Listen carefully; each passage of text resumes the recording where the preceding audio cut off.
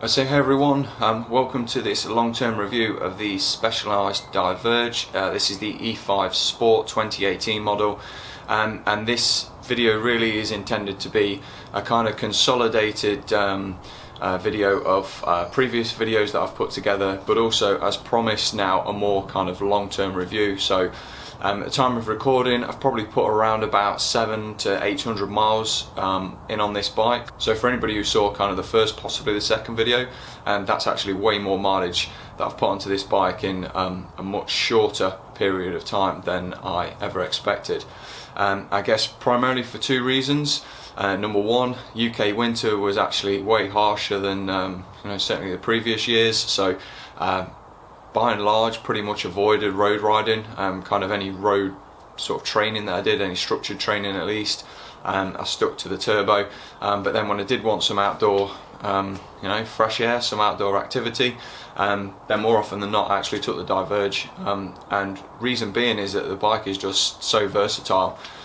So it might have been a day that I really needed to wrap up for, didn't really feel like I was going to be doing anything in terms of kind of electric pace. The bike's so versatile, you can just skip between kind of canal paths, kind of light woodland trails, even kind of going across fields.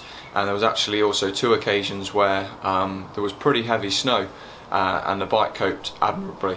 Obviously you have to kind of slow things down a little bit and take your time, but it's just so comfortable and so predictable that even riding in those kind of snowy, icy conditions, it was absolutely fine. And even the components as well. So for some people, maybe a little bit pricey in terms of the group set level or even some of the finishing kit. So just as a recap, full retail price on this, and it seems to have held pretty much, and I guess that will be the case through to probably September of this year, so September of 2018, when the new model is announced and released. It's held at the £1,000. So the bike comes with a 9-speed Sora group set. It's not a full group set. Again, as we established in one of the earlier videos, it does have the Praxis crank and also actually mechanical disc brakes. So in terms of the group set itself, there is Sora.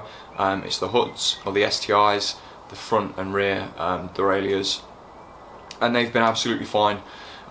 Rear cassette, there's quite a wide spread. I think that's an 11 through to 32, and because it's only 9-speed, there are actually some gaps. Now, hasn't really been a problem for me initially. It took me a little bit of time to kind of get used to it, but by and large hasn't really been a problem. Praxis crank, that's a 48-32, so very low gearing really, certainly compared to what I would normally ride on the road, which is like 52-36, but it's been absolutely fine, and probably because actually if I'm kind of using this bike, I'm very much resigning myself to the fact that it's going to be a different kind of riding anyway, so really hasn't given me any headaches at all. Okay, so there are a couple of things that I did actually change on this bike. So the first thing was actually the seat post. Not absolutely necessary, I don't think, in my opinion. I just happen to have this kind of lying around in the garage, and it fits, so I thought, do you know what, I'll add it because there's a little bit of alleged extra comfort through this kind of Zertz insert, but I don't really think that that's absolutely essential. So this bike doesn't come with a future shock, so it's fully rigid, and so yeah, maybe that's added a little bit of comfort in there. One of the other things that I talked about in an earlier video as well was actually what I considered to be pretty poor tyres that the bike came with. So it came with 30s, they were Specialized own brand tyres, and really for the kind of riding that I was going to do, they weren't ever going to kind of cut the mustard, so to speak. So I did upgrade to these Panaracer Gravel King SKs. So I went for a 38 at the front and a 35 at the rear. Probably could get the 38 in the rear, maybe just a tad tight down in this kind of chainstay area, but it would go in, but ultimately not leave a fat lot of room in terms of clearance, if there's any kind of debris flying around. So that's the reason why I went for that. The bike is a little bit dirty at the moment.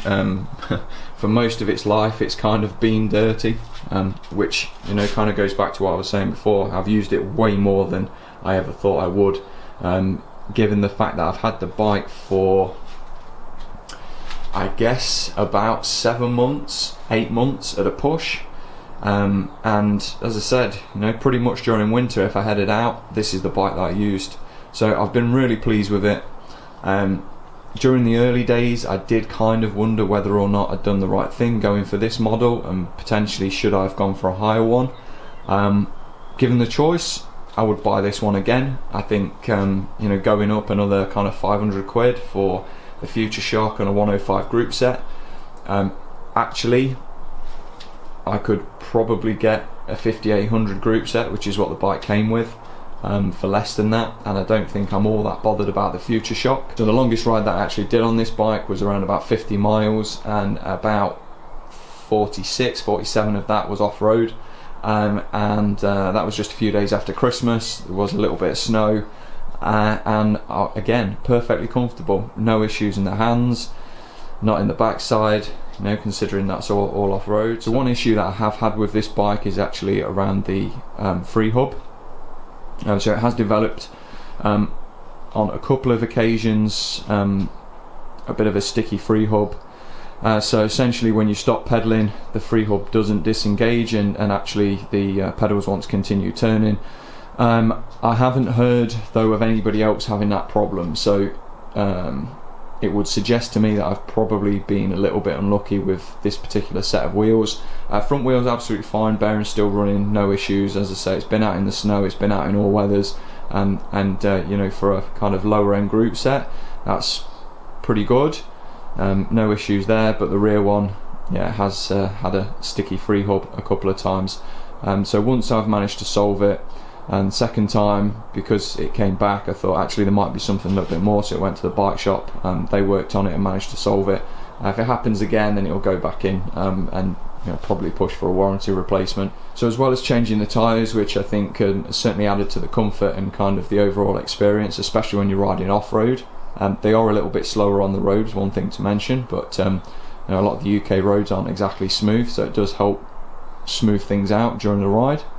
Seatpost, as I touched on, not essential. If you've got something hanging around, maybe you've got a suspension post, so they still do those, then that might not be a bad upgrade. And finally, the only other thing that I did was actually double wrapping the bar tape here. So you see at the bottom, does look a little bit strange, but I don't really spend too much time riding on the drops in this bike.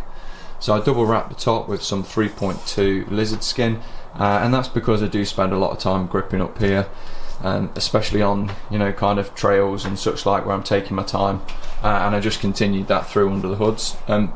These are actually pretty comfortable. They're pretty slight for a lower end group set, and fit the hands quite nice, and they're pretty smooth as well, so not really a huge issue, because most of the time where I've ridden this bike I've had thicker winter gloves on anyway. But yeah, these are pretty nice. I was pretty surprised actually by the Sora group set, having ridden pretty much DI2. So one question that has come up quite a few times is actually the mechanical disc brakes. I guess they've had a bad rap, and probably rightly so, certainly during the early days. I'd never personally actually ridden mechanical disc brakes until owning this bike. They definitely don't have the feel of hydraulics, but they are better than the normal kind of road brakes, and above all, actually, they really help from a tyre clearance point of view. So no issues for me, they've always worked. The modulation's pretty good. Yes, they are some way short of hydraulics, so if there is one upgrade that I'm potentially going to do at some point, then probably would be hydraulic brakes. The challenge then, I guess, is that I would also need to look for some new STIs, so I'm by no means in a hurry to do that. It worked perfectly well, certainly for the type of riding that I'm doing, and it's just not really priority. So from that perspective, there isn't really anything that I'm considering actually doing, changing, upgrading on this bike. I've been really pleased with it. It's been fantastic for those full days kind of off-road, an hour off-road, even using it actually just to nip to the shops. So the through axles, because they're not quick release, actually locking the bike up outside the shop briefly, that's pretty good, and not really something that I consider to be a positive. I actually saw it as a negative to start off with, but certainly if you're using it as a bit of a commuter, bit of a run to the shops, that's actually worked out pretty well, so that was kind of unexpected. So I guess finally, to wrap things up, would I recommend this bike? Well, I guess given all the positive points that I've made about this and things that I wouldn't change, and how much use I've had out of it, I guess you probably already know the answer. So yeah, absolutely, I would recommend this bike.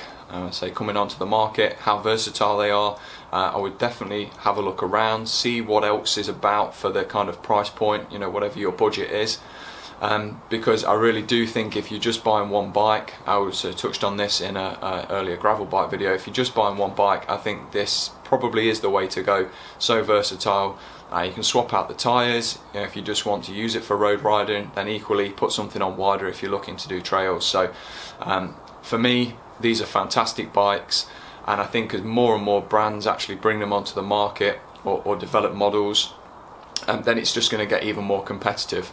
There were a few around actually when I bought this, but I guess having already owned a couple of Specialized bikes, I pretty much knew what I was getting in terms of size and fit, and that's also one of the things that drove me toward this particular model. So if you want a more in-depth kind of looking at the components and earlier thoughts, then go and check out some of the other videos that I've done on the Diverge. And as always, please pop me a thumbs up on here, subscribe if you would like to see more. Any comments, questions in the section below, I will always respond to them. And thank you very much for watching.